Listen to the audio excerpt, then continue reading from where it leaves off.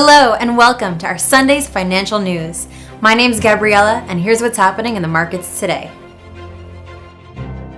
Britain's chief negotiator for the deal quit just hours after it had been unveiled, sending the sterling plunging.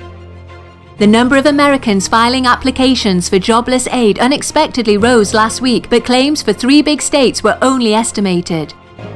Crude oil prices paused to digest losses after the longest losing streak on record. EIA inventory flow data may revive selling pressure.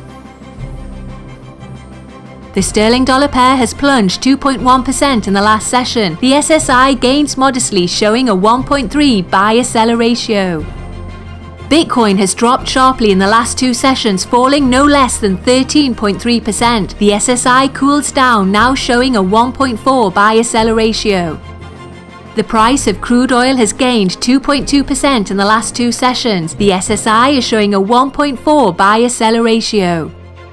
The dollar-yen pair has traded sideways in the last session. The SSI is showing a 1.2 seller-buyer ratio. The Japanese exports will be released on Sunday at 23:50 GMT. The Japanese BOJ monetary policy statement Tuesday at 0200 GMT. The Eurozone's non-monetary policy ECB meeting Wednesday at 0800 GMT.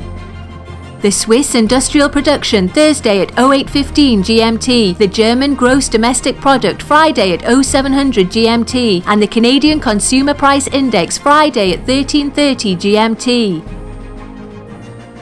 We hope that you've enjoyed our Sunday's market outlook and we'll tune in tomorrow morning for the latest events in the market.